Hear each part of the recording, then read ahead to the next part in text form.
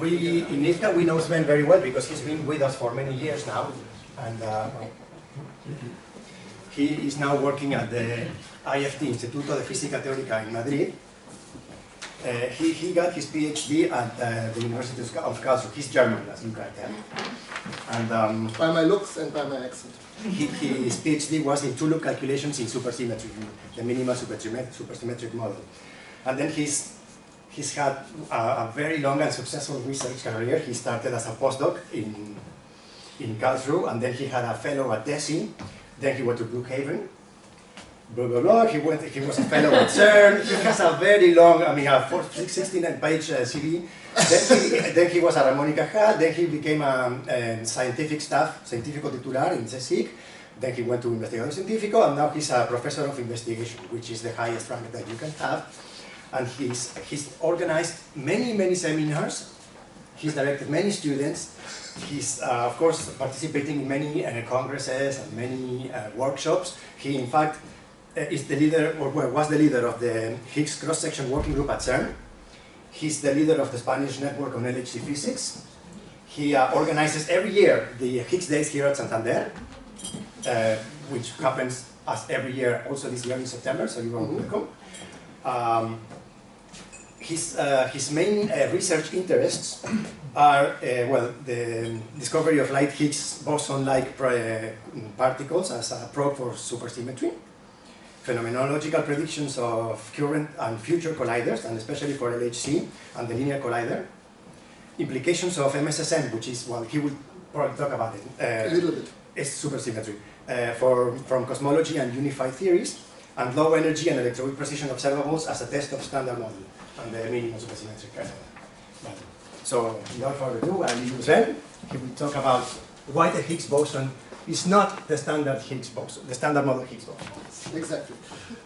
Thanks a lot for the invitation again, and I'm happy to come here to give this little lecture. And I have to apologize to the people that have been here last year, because it's very similar to what I said last year, but the students are new, and it's for the students, so I think this is okay. And when I show this little cartoon, I always say, the funding situation in Spain is not as bad as it is depicted here. It's not very good, but it's not as bad. So, I have my talk here.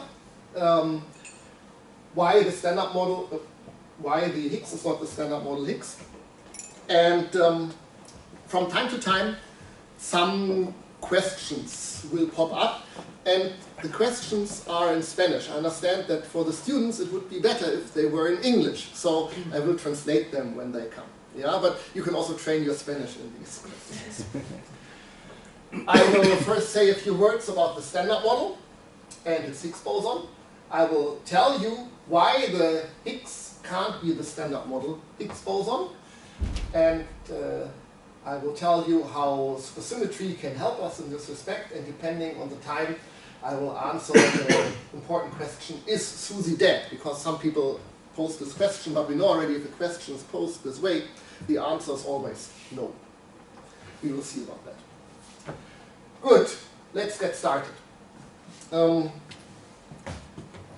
I was told that you're still in the course of learning many things about the standard model, and maybe more from the experimental than from the theoretical side. I'll try to be brief but concise in these things. This is just a motivation, how it works with the gauge bosons in the standard model. I will explain everything in detail. We have our standard model, and there are two interactions, or three. Two have been unified, the electroweak interaction and the strong interaction. And the forces work via the exchange of gauge bosons, of quanti that connect the particles that interact. And I give you one example here. We have an electron, we have a charged nucleus, and they feel the electromagnetic force, which is transmitted via the photon here. Yeah, this is how the forces work in our model. This is a very simple case of quantum electrodynamics. And this is nearly the only more theoretical formula that I have here in the whole talk. there is a principle. There's a principle that tells us how these forces work, and the principle is called gauge invariance. And it means that if I take my formula that describes, in this case, QED, where I have my, my electron here, depicted by this phi, and I have my photon here, depicted by the A mu, I can make a transformation on these two fields, which is called a gauge transformation. This goes back to the principle of gauge invariance. And my theory does not change under this transformation. This is one of the fundamental principles. And this all works out, and it works out because this photon has no mass term. This is a mass term for a photon. You have photon, photon, and m squared. This is how it would look like. And the whole equation that describes quantum electrodynamics is invariant under this transformation, but such a term would not be invariant. Such a term is forbidden by the requirement that my formula does not change with this transformation here. And therefore, there is no mass term, the photon is massless, and everything is fine because indeed the photon is massless. So it works out. It worked out in this case, and I come back to a case where it doesn't work out in a moment. This is just a reminder about the current status of the standard model. Well, the status as of 2011, in fact. We have here the quarks in the upper part and the electrons in the lower part. So the first family here, the U and D quark, that make up the protons and the neutrons. And then here's the electron, which forms, of course, the, let's say, the shells of our atoms, and the neutrino. And then here we have the second family and the third family, which with the top quark here being the heaviest quark, or the heaviest particle that has ever been seen. And on the right-hand side, we have the force carriers. I said the forces that we have are transmitted via the exchange of these particles. And again, we can see here the photon that we've seen in the previous slide already, which carries the electromagnetic force. There's also the Z and the W. They come from the electroweak force, and I'll come back to them in a moment. And here's the gluon that transmits the strong force. Yeah, so this is everything as of 2011. And as I said, this theory, via the principle of gauge invariance, predicts that all these gauge bosons are massless. Otherwise, this principle is violated and it doesn't work out. Now comes the problem. When the gauge bosons were actually discovered, the Z and the W, which was in the years 83, 84, so long time ago, probably long before you were born, they were found to be massive. They were not massive, but they are massive. And as I said, if you write down your equation, our Lagrangian, with these mass terms, we break this symmetry and the whole principle doesn't work out anymore. And people thought a long time how to overcome this problem. And the idea that in the end turned out to work out is the so-called Higgs mechanism. By now one should, I think the real term is Brout-Englert Higgs mechanism, but I'm always lazy and I say Higgs mechanism. And I'll tell you how it works out. It was indeed Peter Higgs who had this idea, well, others had as well, but Peter Higgs had this idea. He said, I take my theory and I just add one more field. I add one more field, namely a scalar field. And I will show you how it works. The couplings and the masses of the particles do not come from an explicit term like this m squared mu, but they come from the coupling of the Higgs field to these particles. I'll show you how this works on the next slide. And in the standard model, it's particularly simple. We have this is our Higgs field here with two components. It's a complex field, meaning that we have 4 degrees of freedom. Yeah, each complex number, 2 degrees of freedom, 2 components, 4 degrees of freedom. This is important in a moment. And then we can write down the potential of the Higgs, which is given here, the quadratic and the quartic term. And our Higgs potential, where we somehow live, yeah, must not go to minus infinity for large values of the fields. Otherwise, we couldn't live in a stable position in this potential. Yeah? Therefore, this lambda term has to be positive. Otherwise, it would go down at large areas of the field, and our vacuum, where we live, would go to negative energies, and we would instantly disappear, which is not very good. We are still here, so this is not the case. Lambda is positive. But this mu squared term, there are two possibilities. It can be positive or it can be negative. Well, obviously. If it's positive, then the Higgs potential would have this form. Yeah? And this is not the case that we're interested in. We're interested in the other case where this mu squared is negative. And then, this we know from high school, the potential has this kind of form. Yeah? And the minimum is not at the origin anymore, but it is away from the origin here. And the location is called the vacuum expectation value, or V. Yeah? V, or V divided by square root of 2. This is convention. Indicates where the minimum is located. And in fact, one always lives at the lowest part or lowest point of the potential, so this is where we live. If the standard model is the theory that is correct, we live down here. Good.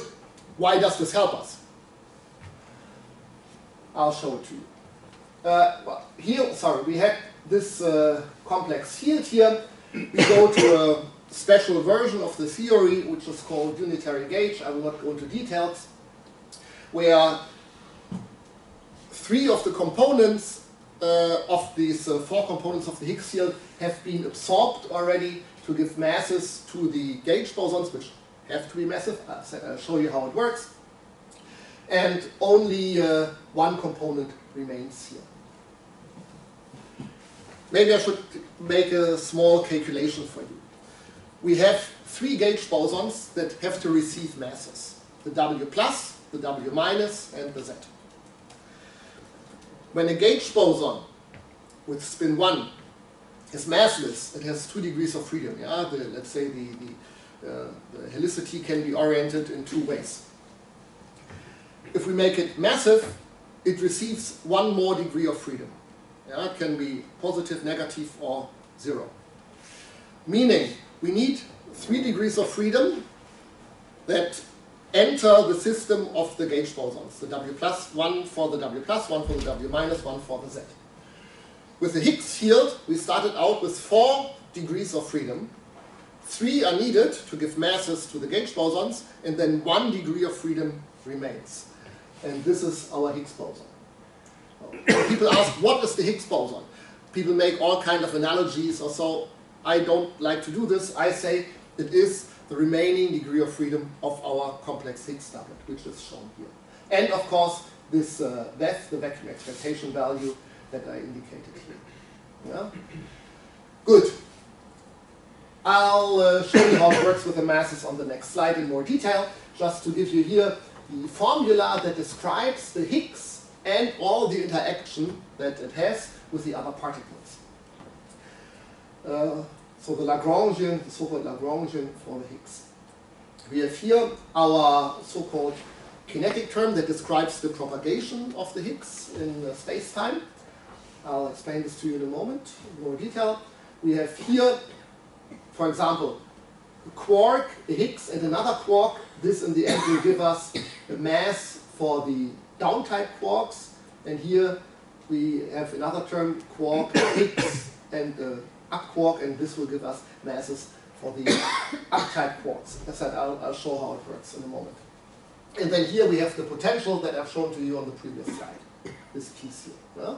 And this is all there is. The Higgs has a very simple formula. By the way, this here is also the Lagrangian that describes the standard model, and the Higgs is just the 2 lower lines here. It really fits on a t-shirt.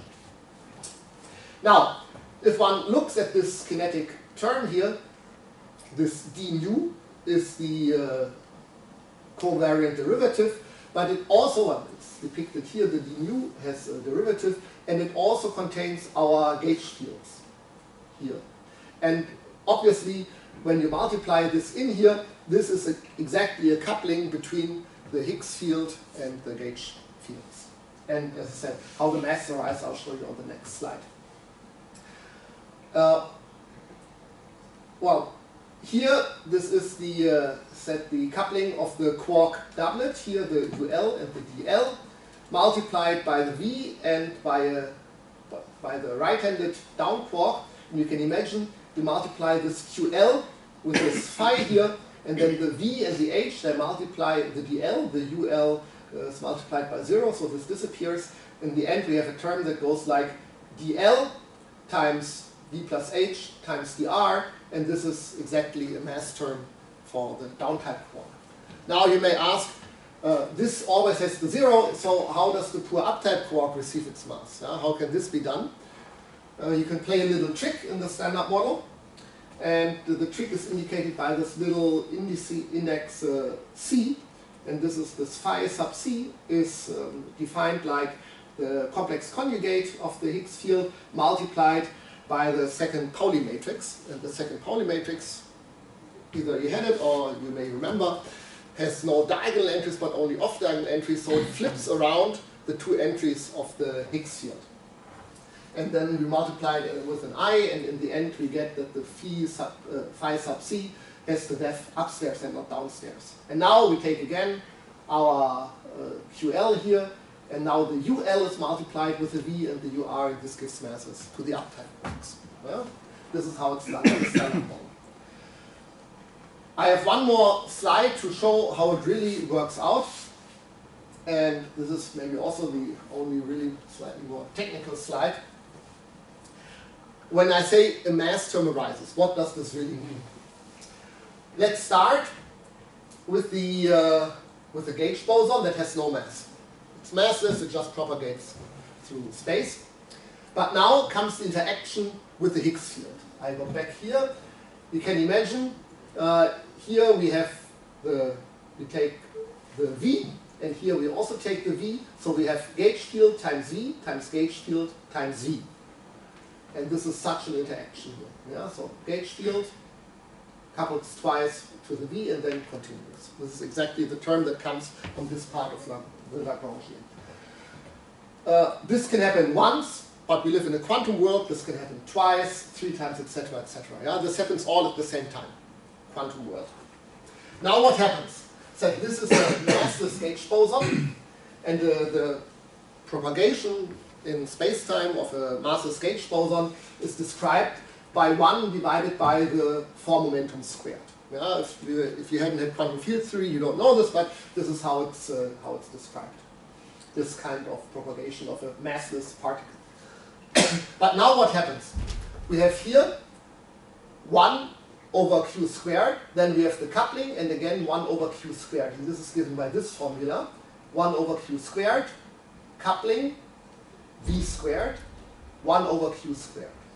Like I said, this can happen once, 2 times, 3 times, etc. So we have this sum here, j equal 1 to infinity. And this describes, and this describes the sum of all these possibilities. And this is just in arithmetic series, and you can work this out. And the sum of this is given by 1 divided by q squared minus m squared, and m squared is just this piece here squared. Yeah, this is what one learns in mathematics. It's just how to calculate such a series. And indeed, this kind of propagation is, or describes the propagation of a gauge boson with a mass capital M squared. Yeah, so we transformed this massless propagation to a massive propagation via the interaction with the Higgs field. And now comes an important point. If one looks, the mass of this gauge boson, M, is given by g squared v squared divided by 2. Meaning the interaction of this particle with the Higgs field is proportional to its own mass. And this is a characteristic point that is given by the Higgs mechanism. Yeah? The interaction of the particle is proportional to its mass. And we come back to this later. I have the same for the fermions. Here we have the massless fermion, which is where the propagation is described by, it's called 1 over q slash. It's the 4 momentum multiplied with a Dirac matrix. As I said, if you didn't have quantum field theory, you don't know this, but it's not the important point here. The important point is that we play the same game. only here I have only one V coupling. Why is this? Not two? Well, here we have quark, Higgs, quark, meaning only one V can couple it, not two. Like here where we have, two V's coupling. So here it's only one V, therefore it looks slightly different. So no coupling, one coupling to the V, two couplings, etc., etc. And then again we have this series, and then in this 1 over Q slash transforms into 1 over Q slash minus M, not M squared, but minus M. And this is exactly how the fermion propagates, a massive fermion propagates in space-time, yeah? With the mass of the fermion given here. And again, the mass of the fermion is given by the V times the coupling of the fermion to the vacuum expectation value, this GF. And again, the mass is proportional to the coupling. So one very specific prediction of the Higgs mechanism. So this is the mathematical way how these masses are acquired via the coupling of the particles to the Higgs field. It seems to work. There's another coupling that I haven't talked about yet, which is the coupling of the Higgs boson to itself. We have this term in the Lagrangian which goes like this lambda phi to the 4. Yeah, this was the quartic term. And phi to the 4 means we have a vertex or a coupling of 4 Higgs fields or 4 Higgs particles. But it also generates a term where 2 of the Higgs fields have here the Higgs boson and the other 2 have the VEF. Yeah, we have all the various terms. And one of them is this where the Higgs couples twice to the VEF. Of course, the factor is this lambda, the factor of the quartic piece in the Lagrangian. And this is exactly a term that generates a mass for the Higgs boson itself. So it gives himself a mass. And if one works this out, one can see how this lambda is connected to the Higgs boson mass and the VEF.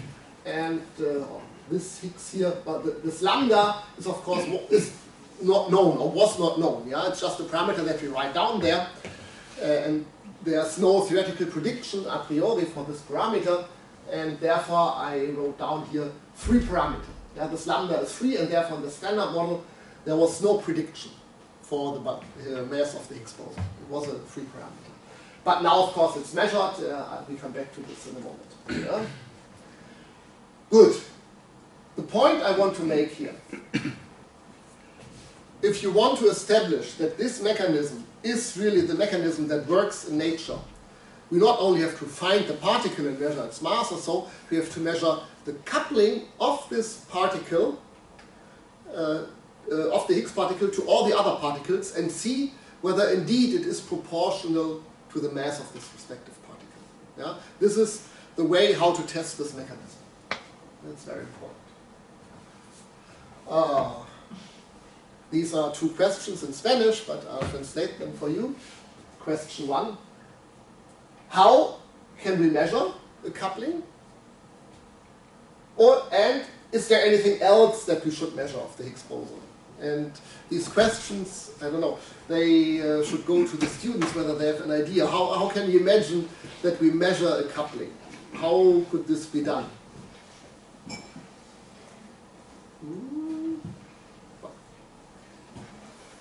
Maybe we should first produce a Higgs boson.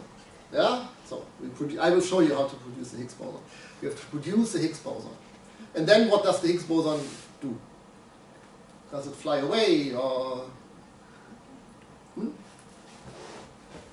It's decay. It decays. Yes, it decays. Of course it decays. Yeah, it has a very, very short lifetime. And it decays to...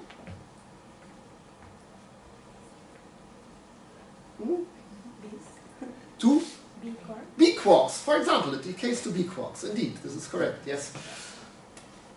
And any other decays possible? Yes, for example, very good, W boson. So it decays to very different particles. In principle, it can decay to all the particles in the standard model. Yeah, except the top, I guess.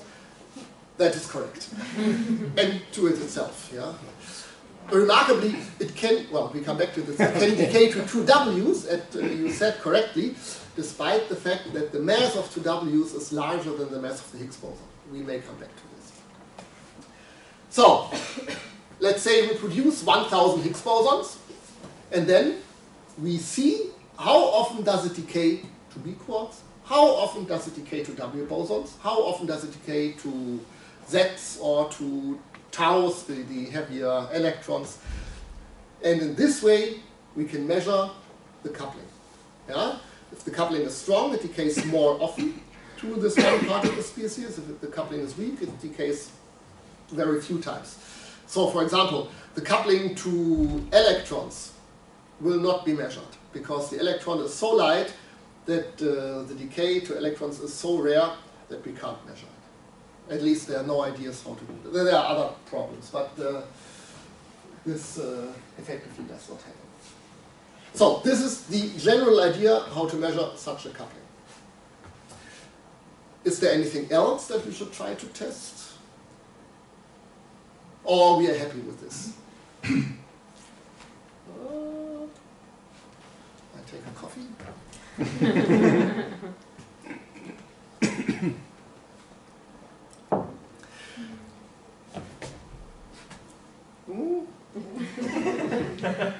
There are other predictions by this theory. For example, there's the prediction that the spin of the particle of the Higgs is 0.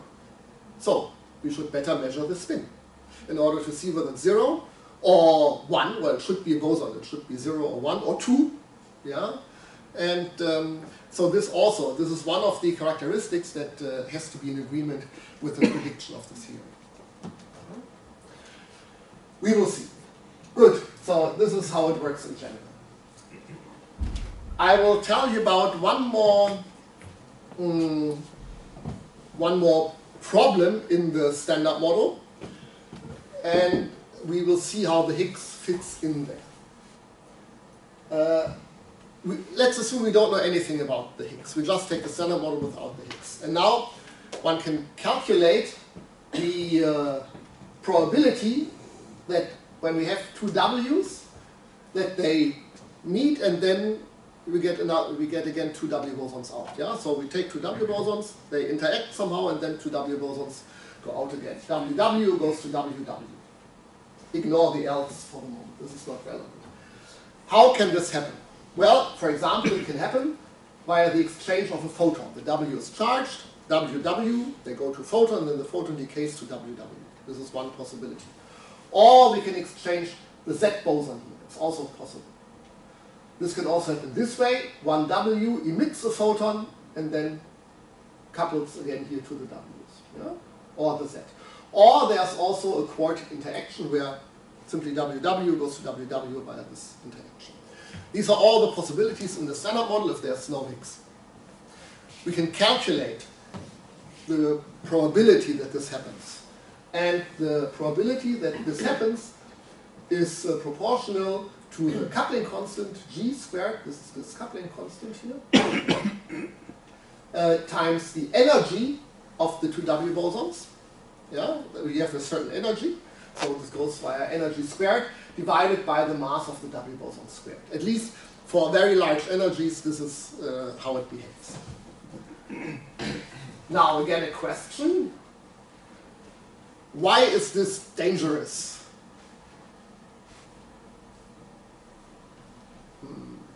We have here the probability that we have 2 Ws. Well, when we start with 2 Ws, the 2 W bosons come out again. And the probability that this happens grows with the energy. Now I make the energy larger. What happens? The probability also becomes larger. Obviously. And you know something else? The probability has an upper limit. Yeah? What is the largest probability that something can happen? 1, exactly. But here, there is no upper limit. So, it becomes larger than 1. And this is a problem. This tells us that the theory does not work. Something does not work because there's a probability that it can become larger than 1. Now, This is called, in technical terms, violation of unitarity.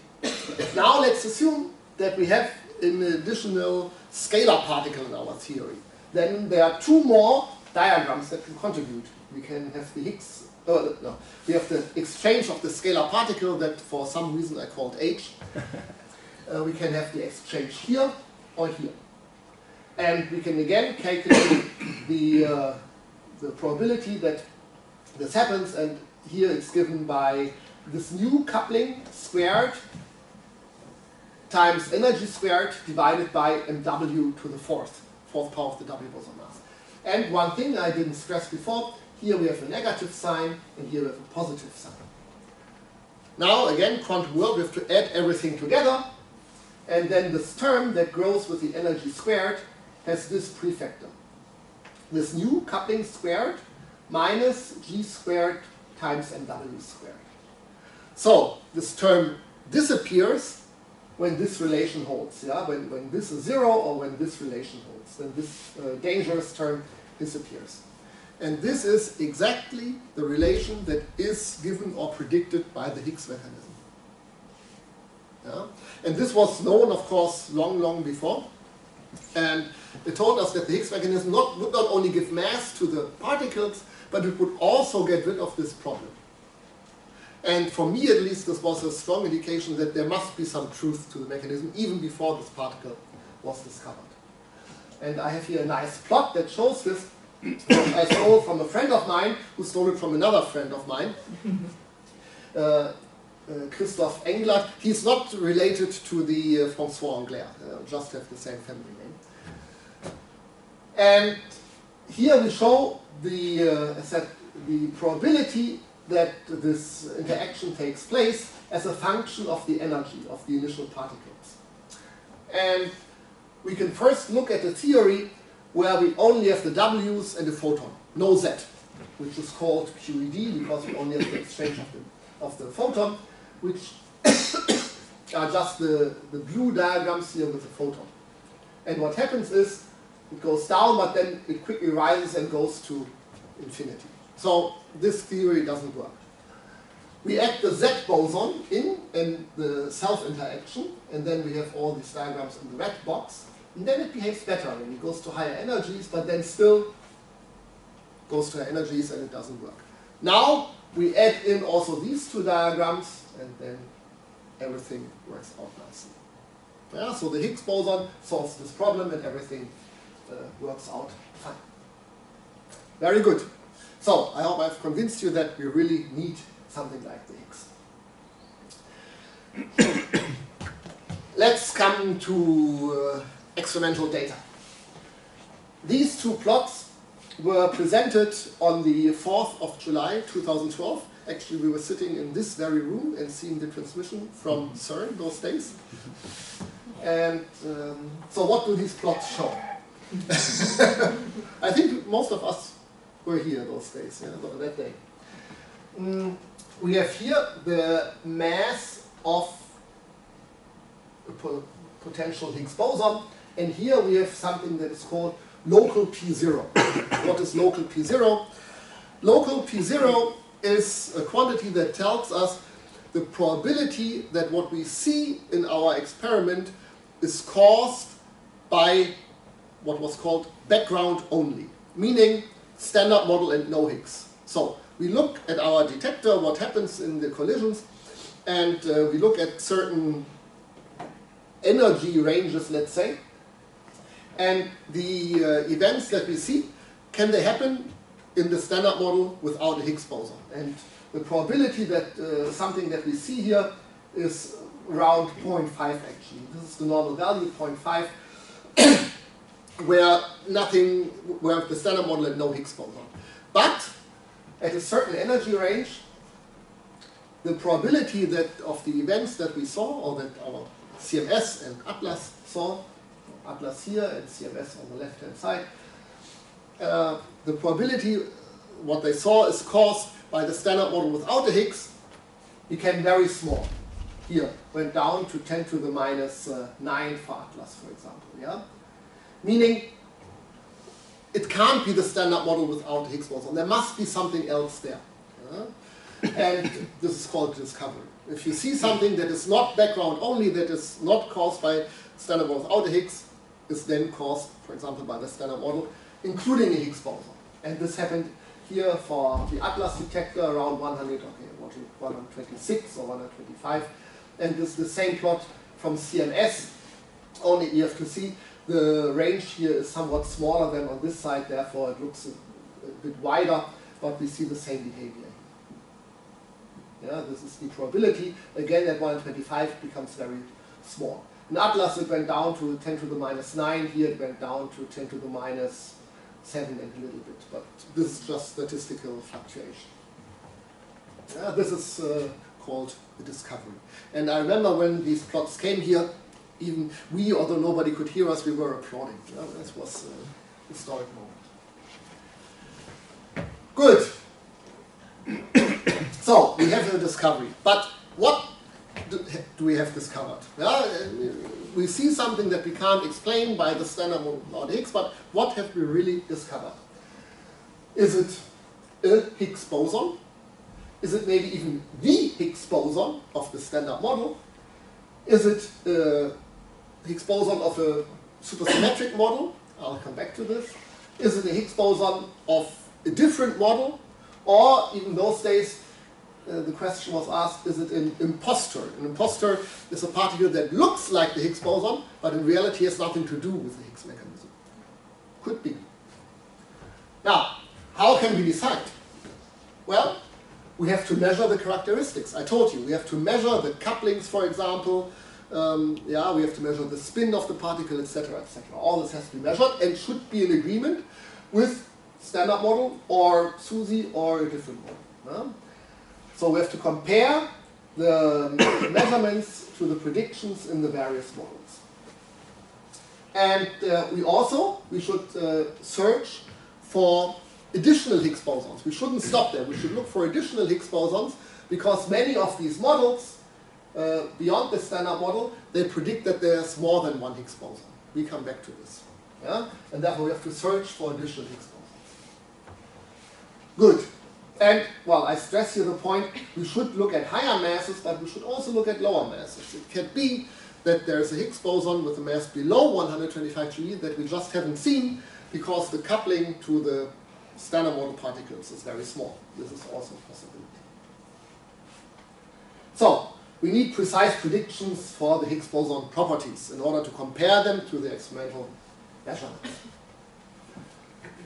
Now, a few words on the measurements that can be done.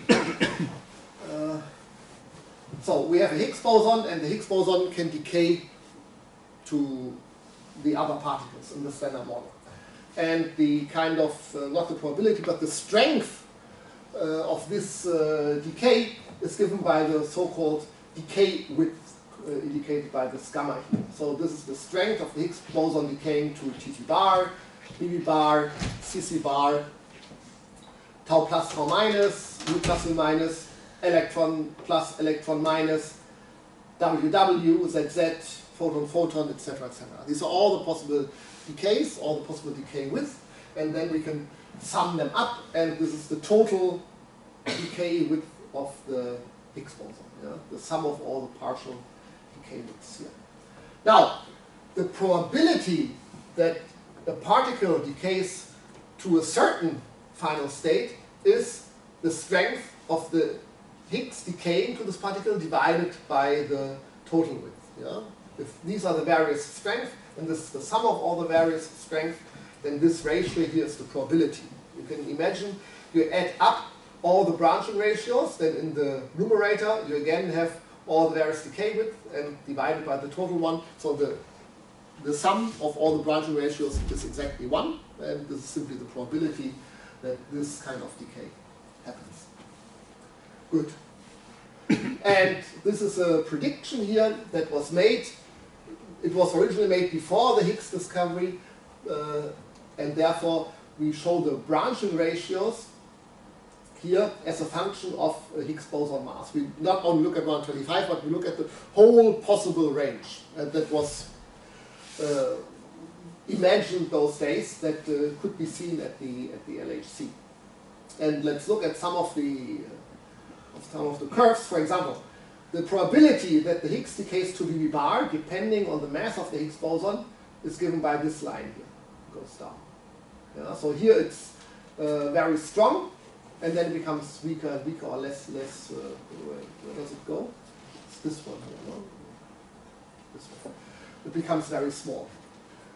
On the other hand, this here is the decay to WW, and here for very large masses it's very high, it's close to 1 or 0.5 or so, and then for low masses it becomes very small.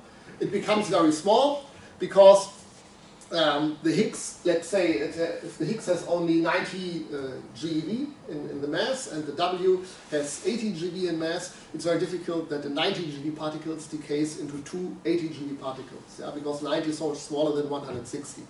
It can still happen, but then these particles instantly decay to other particles, and so they don't really exist with their own mass. Therefore, these decays can exist also below their reduction threshold here. So, and here WW becomes very strong, also this is ZZ becomes also very strong, and then all the other decay modes here, they become very small. But we can see all the various possibilities, so BB is relatively large, tau tau can be relatively large, this is into two gluons, it's also large, and then we have here CC bar, and here the famous decay to 2 photons, or to Z and a photon, and even to 2 muons can exist. Yeah? Down here.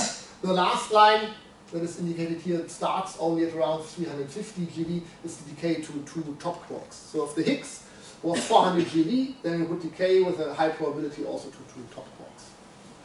Now, if we could choose which mass the Higgs particle should have in order to measure it nicely, yeah? Which mass should it have?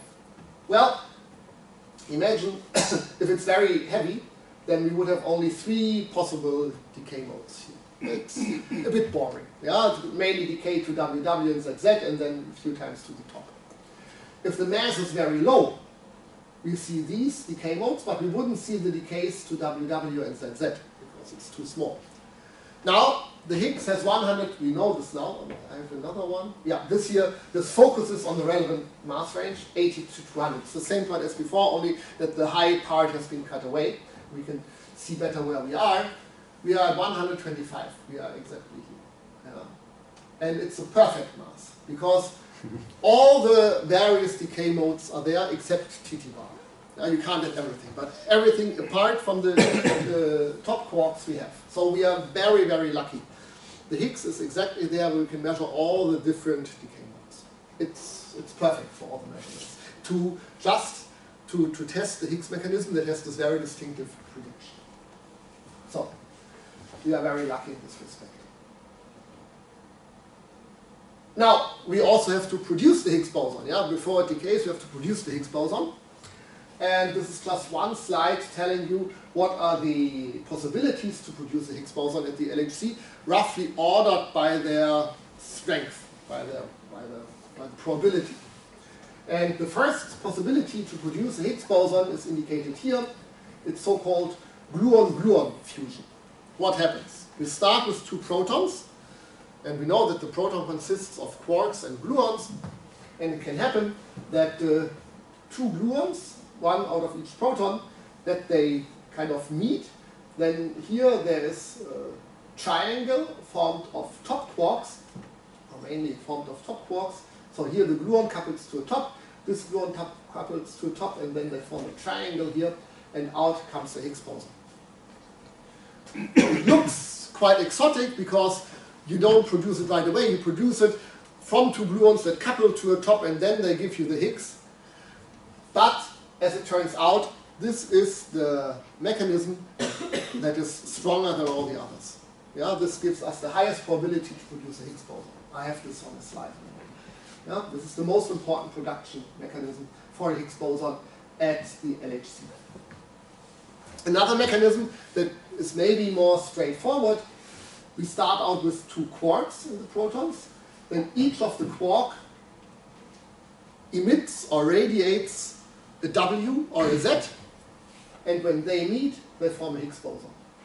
This so-called weak boson fusion, because the two gauge bosons, the two weak gauge bosons, they fuse to give us a Higgs boson. Second most important production mechanism. Then comes this, what is called, nice German word, Higgs-Strahlung. If you have atomic physics, maybe you know Bremsstrahlung. Okay. This word was invented while German was still an important language in science in the, about 90 to 100 years ago. But in this word it has survived in the Higgs-Strahlung, where we have here two quarks. They give us a gauge boson, and the gauge boson radiates the Higgs. And this is how a Higgs can be produced. Finally, it can also happen that we produce two top quarks, blue, and then we produce two top quarks, and the Higgs is radiated from one of the top quarks, either like here or like here. And this can also give us Higgs boson. These are the important production channels at the LHC. And they are summarized in this slide. It's for 8 TeV, but for 13 TeV it looks very similar. Again, this was produced before the Higgs boson discovery, so it's for the whole range between 80 GeV and 1000 GeV. So you can see here, it's called PP goes to Higgs, meaning it's the two gluons fuse to give us a Higgs. And it's higher than all the others. This probability, the production cross-section is higher than all the others. The next one, here PP goes to QQH. This is exactly this one, where we have Higgs and then two quarks in the final state. This is the second one. Here we have PP goes to WH, or PP goes to ZH, which are these ones, PP, or two quarks, go to Higgs plus a Z or a W. And then finally here, PP goes to TT Higgs, where the Higgs is radiated from the top quark. It's the smallest cross-section. We live about here, and then you can see blue is the largest, then comes weak boson fusion, WH, ZH, and TT Higgs. This is the order of the production cross-sections. Good. So this is how the Higgs can be measured. This is not an experimental talk. Therefore, I don't have the experimental data here of all the measurements, but I can tell you that within the uncertainties, which are at the level of 10 to 20%, the Higgs boson indeed behaves like it is predicted by the standard model. Well, I have one plot, I think, where this is shown. Let's see. Yes. So one could think, job done, we can go home, Higgs boson of the standard model has been discovered, theory is complete, and nothing else to do. I will show you unambiguously that this cannot be the case. This is impossible, and I'll show you why. And in order to do this, you have to look at two facts. The first fact is the discovery. We have the discovery, I've shown you these plots, and indeed I have here some of the measurements. These are, I think, the only experimental slides here from Atlas and CMS, where measurements have been done for the various decay modes. This is not this is data from 8 TeV, not from 13, but the overall picture hasn't changed. We look at the various decay modes of the Higgs that are measured. This here is the prediction of the standard model, and then we can see here the various measurements, and more or less they're in agreement with the prediction of the standard model. Some are lower, some are higher, some are right spot on. This is the same plot from CMS. Again, this is the standard model prediction, and you can see here the various measurements. So within these, well, now the precisions are higher, better, so meaning the error bars are smaller, but within these 20% that we have, more or less, this agrees with the standard model. So we have a standard model like discovery. However, we know, and this is not a hypothesis, we know as a fact that the standard model cannot be the ultimate theory. This is not possible. And I listed here some of the reasons, which are undisputable. I told you there are three forces included: electromagnetic, weak, and strong force. We have a fourth force, which is gravity, not included.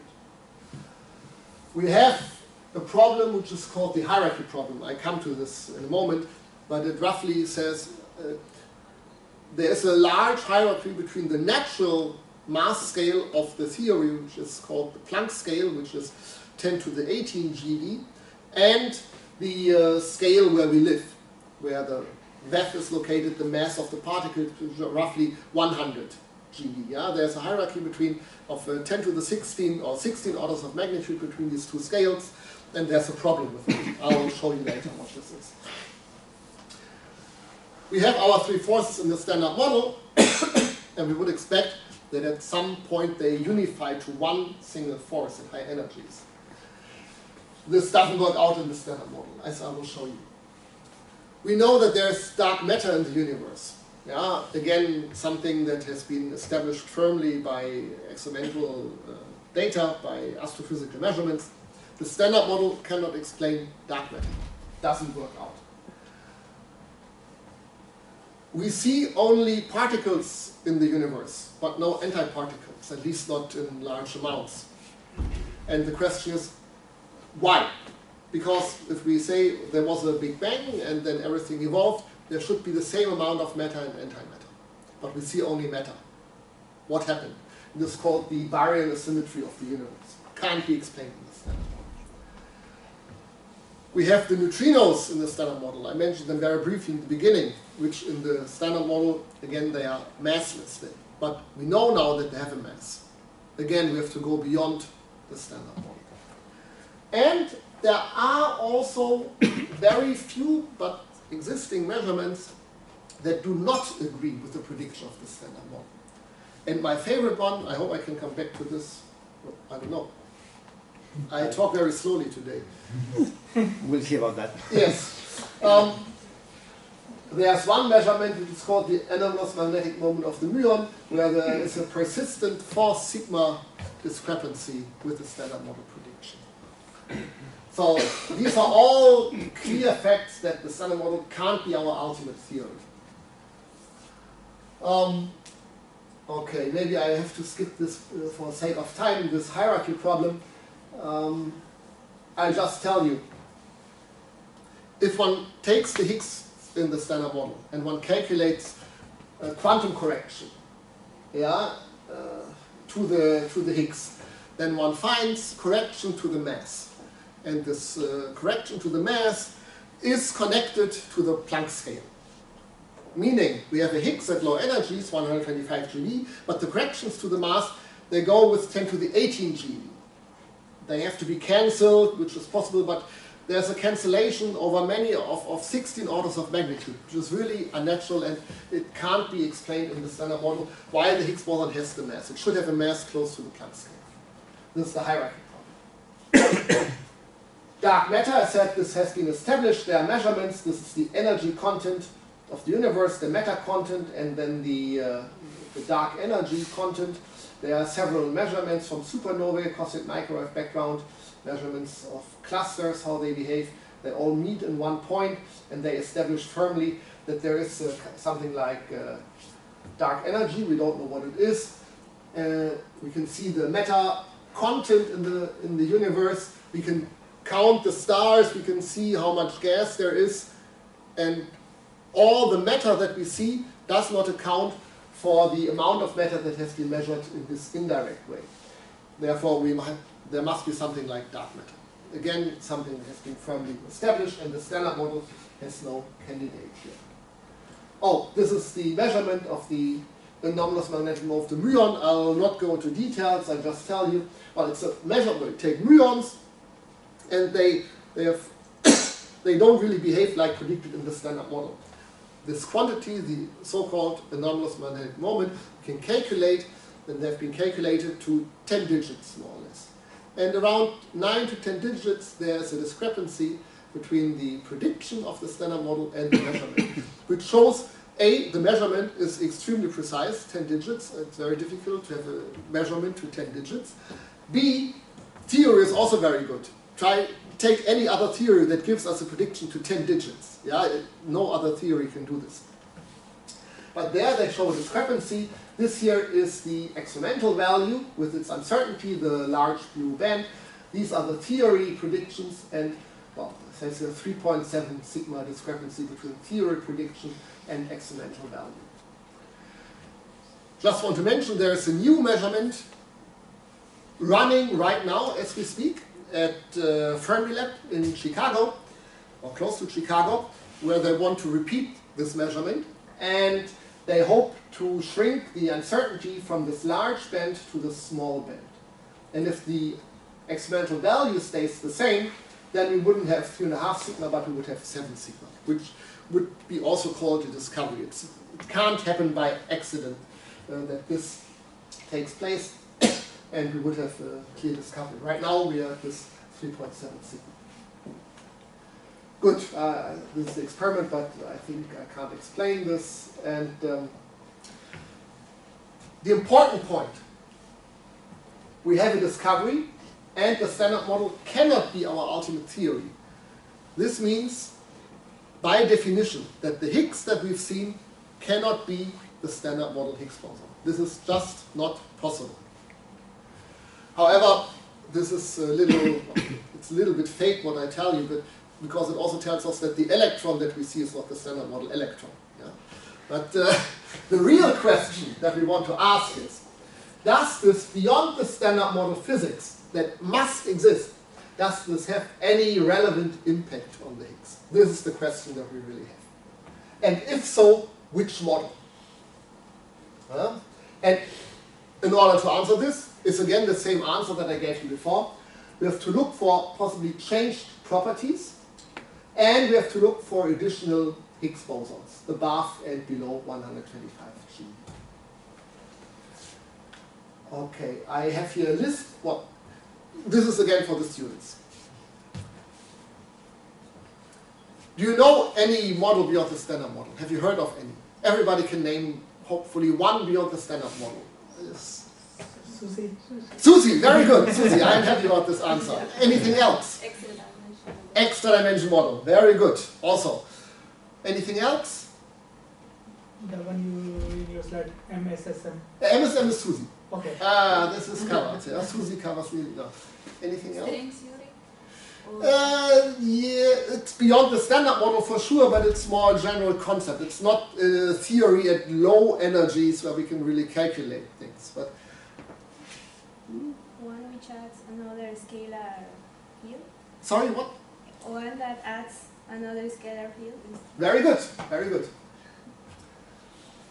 So I have here, it's not a complete list, but it covers more or less what you have said. Yeah, standard model with another scalar field, an additional Higgs singlet, it's called. Yeah, this is one of the possible extensions. You can imagine models that do not have one, but two Higgs doublets. To you it may look unnatural. If you have worked for 20 years in this field, two Higgs doublets look as natural as one Higgs doublet, only that we have discovered only one. Yeah, so this can happen. We can have the smallest, the simple supersymmetric model, which is called MSSM, which has in fact two Higgs doublets. We can have the MSM and add another singlet, like here. Just we add another singlet to the Susie theory, then called the NMSSM. We can have more singlets, whatever. We can have so-called triplets that can be added. And there are also models without extended Higgs sectors, but they still have they have changed properties because they have other particles that via quantum corrections change the behavior of the Higgs with respect to the standard model. Yeah? Any model that has additional particle content or additional couplings or different couplings changes via quantum corrections the properties of the Higgs boson. Right? So this is also possible. And which model should one focus on? We have time is precious, yeah, so I appreciate that you're still here. Time is precious. And what model do we waste on our precious time? And I always say we should take experimental data as a guidance. Okay, what have we measured? We haven't seen anything beyond the standard model, so how can we take experimental data as a guidance? Well, there are some measurements that have been done, like the top quark mass, the Higgs boson mass, Higgs boson couplings, how strong does it couple to all the other particles, and we know something about dark matter. We know more or less the density in the universe, these things we know. Now, if one looks at very simple supersymmetric models, then one will see, or we know that they predicted, not post-predicted, but predicted correctly the top quark mass, the Higgs boson mass, Higgs boson couplings, and also dark matter properties. Yeah? This is something that had been predicted and in the end was found to be correct. I spent years of my life predicting the Higgs boson mass in this model, and it turned out to be more or less correct. So, good motivation to look at this kind of models, but when should I stop? Can you wrap it up in 10 or 15? Easily. Okay. I have one slide on SUSY. Well, I have two slides on SUSY. But just to give you the general idea. Supersymmetry solves nearly all the problems that I've shown to you before. Yeah? You know this already, of course. I need to go. Yeah. No worries. Supersymmetry is a theory that connects bosons and fermions. Yeah? So it transforms the fermionic state into the bosonic state and the other way around.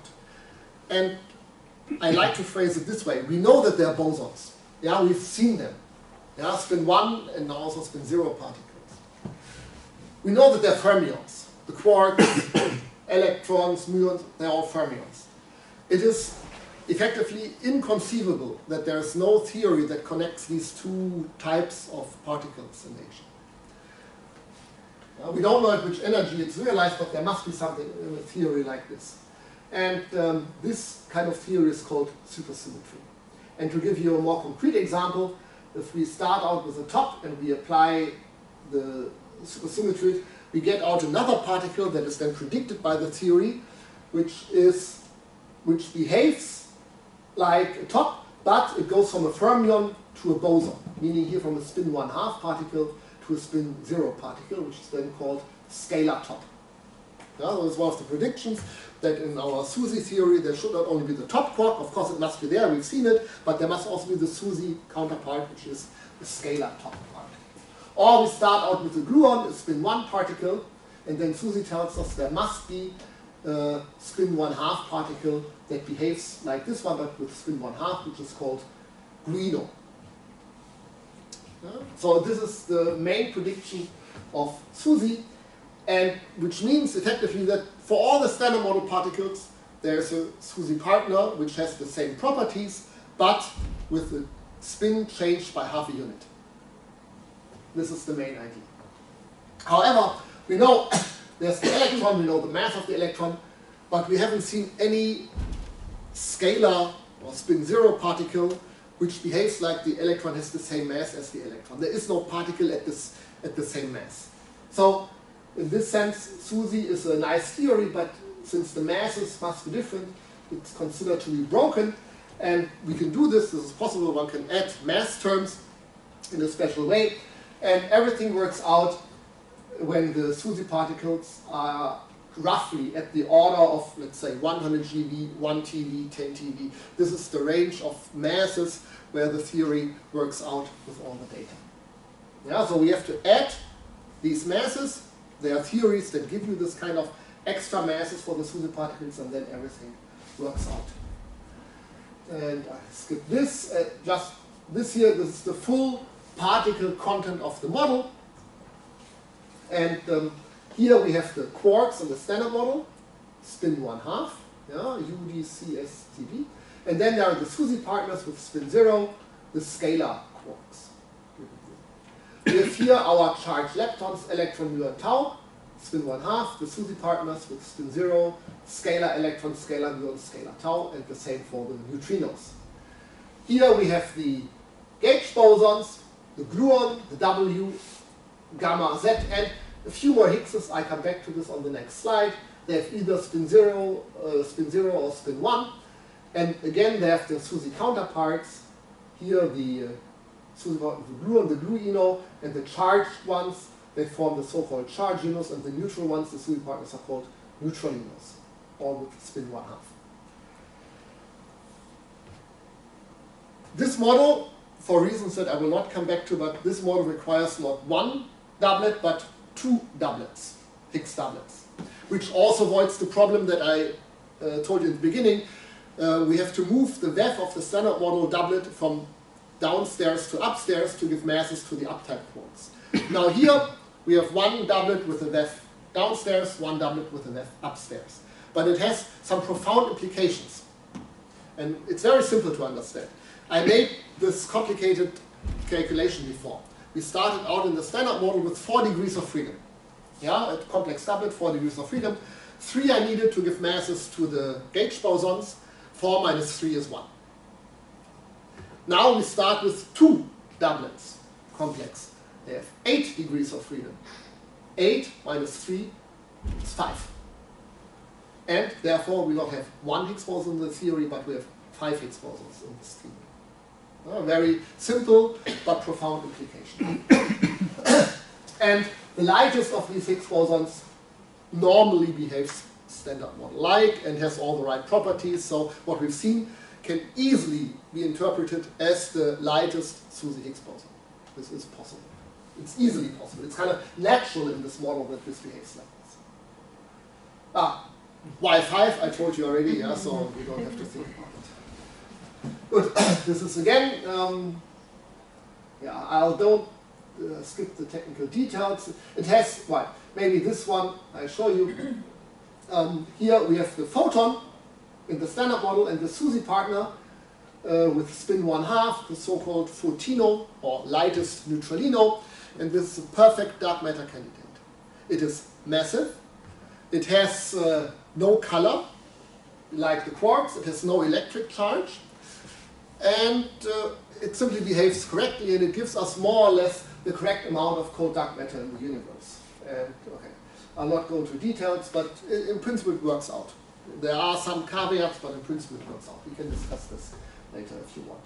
So the lightest SUSY particle, which is the SUSY partner, in most cases the SUSY partner of the photon, is a perfect dark matter candidate. Oh, and this plot I have to show. I told you want the unification of the forces. And this here, in this left plot, we see 3 measurements that have been done in our world at our energies, let's say, of the 3 coupling constants, of the 3 forces. The electromagnetic coupling constant, the weak coupling constant, and the strong coupling constant. They have been measured, or these are the inverse values in fact, but this doesn't matter, at our energy scale. Now, it is possible to extrapolate these measurements to high energies. What values do these 3 couplings have at higher energies? They change with energy, but this is something we can calculate. And we would expect that if there's only one force uniting all of the 3 forces, that all these 3 coupling constants meet at some point, that they have one common origin.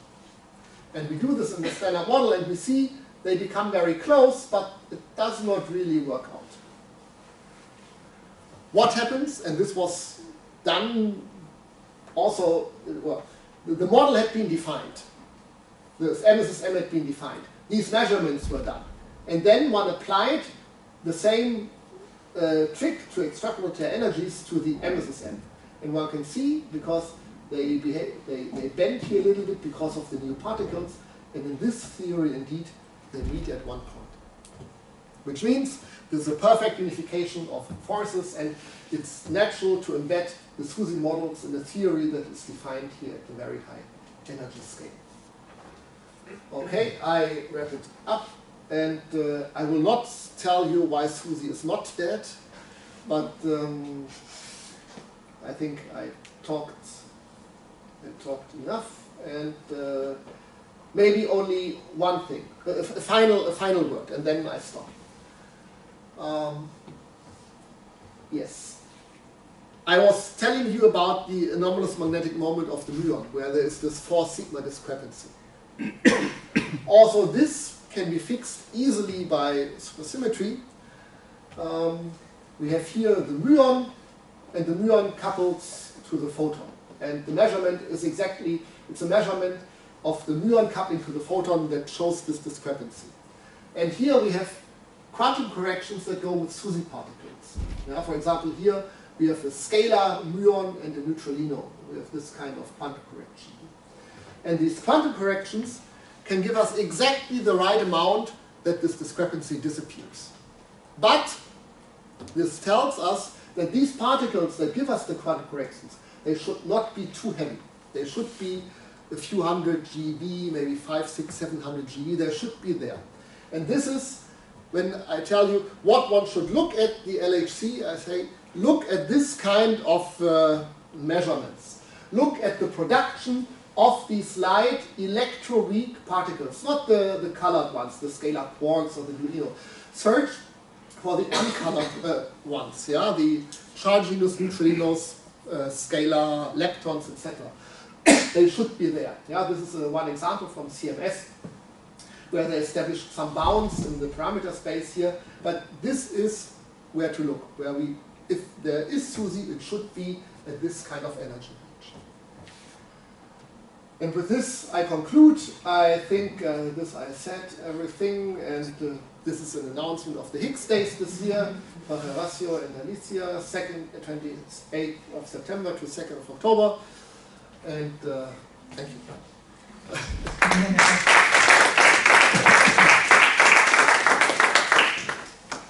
So, well, the way this always works is that if there's any general questions from the audience, we can have a small questions session now, and then afterwards, then with only the students and teachers of the masters can stay with them for another discussion of more detailed, if you want.